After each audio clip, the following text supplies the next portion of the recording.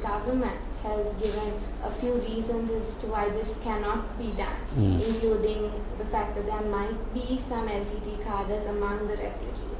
So these reasons that have been given, are they acceptable? Let me put it this way. There are two separate issues. There is the issue of security, which the government has a right to raise and find solutions. And then there is the issue of the humanitarian imperative for the humanitarian community to have access to the camps. Now, having said that, we have access. The issue was more of the number of vehicles that can go into the camps.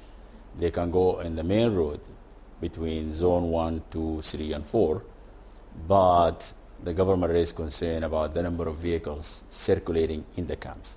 We accept that. It's valid. There are about 50 plus cars, and it may not be conducive for the work of everybody if these 50 cars are there in the camps every day. So we decided to have a system whereby we can rationalize the number of vehicles every day so that people can go on with their business as far as assisting the 300,000 IDPs in the camp. So I think the situation by and large has been solved.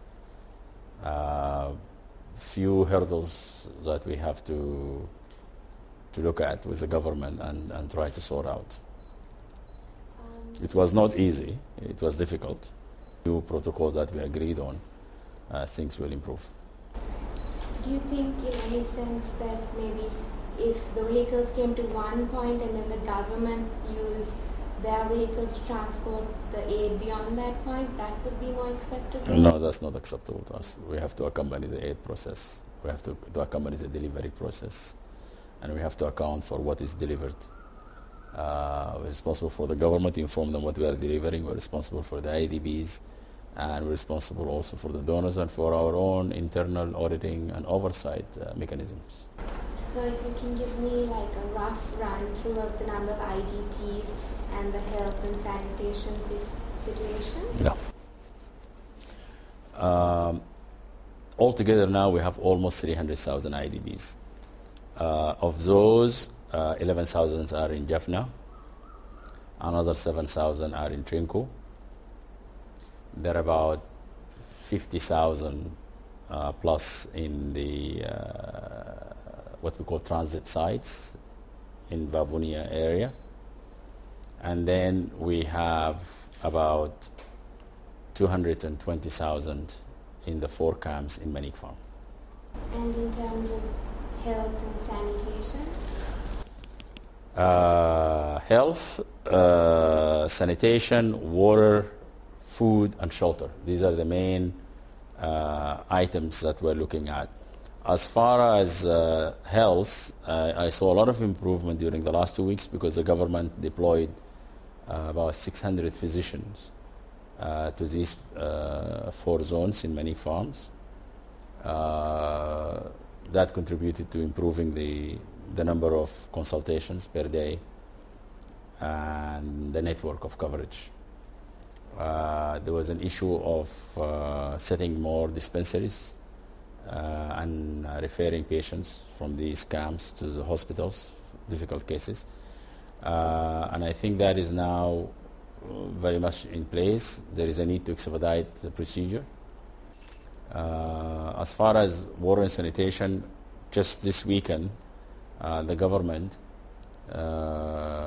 is inaugurating the connection of a 4-kilometer water pipe and from the river.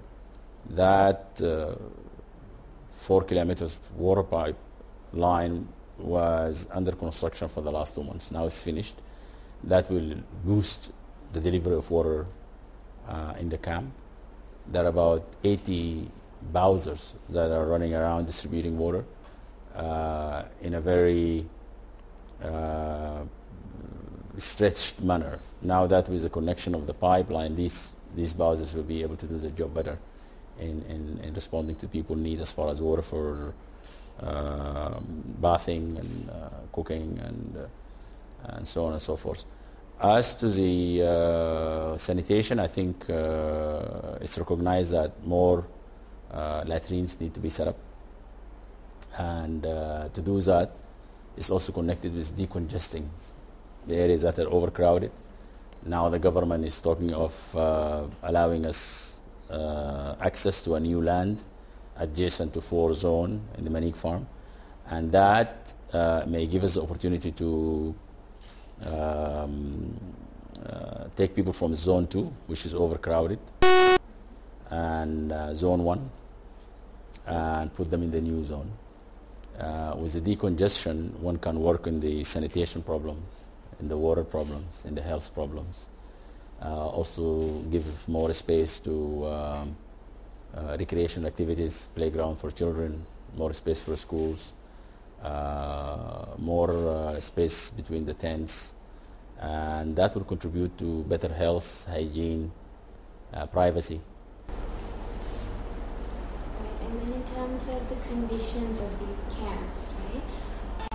Lots of the aid agencies bring in shelter that is more conducive to the European sort of like the kind of thing that would be more suitable in their countries. So do you find that a big difficulty here, where considering the heat and this being the tropics, that Well, you know, for UNHCR in particular, we have been working here for 27 years, and we have been helping the government to deal with these IDPs, or internally displaced person, for the last 27 years.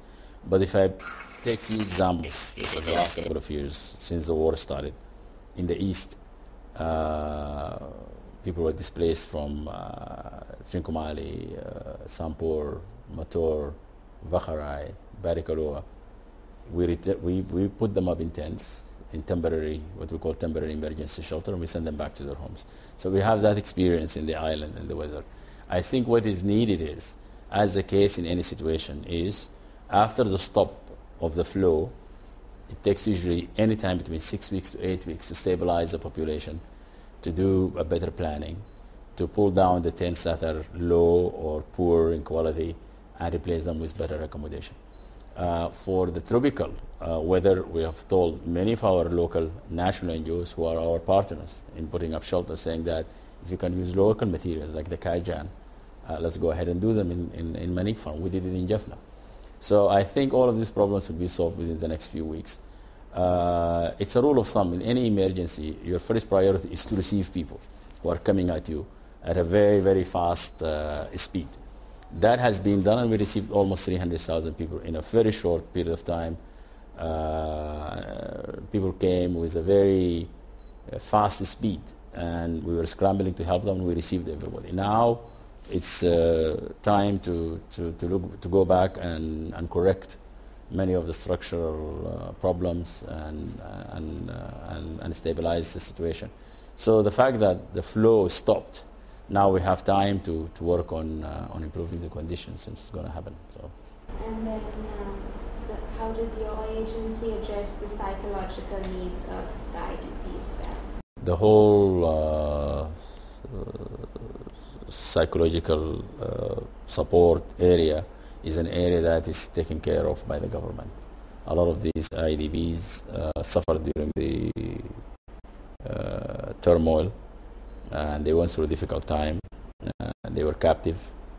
There was a lot of shelling. A war was going on between a military and an armed group, and that did cause a lot of stress and psychological problems for many of the IDPs. So the Ministry of Health seems to be taking the lead on that. And it's a technical area also that I think it needs technical competencies and competent authorities to address it.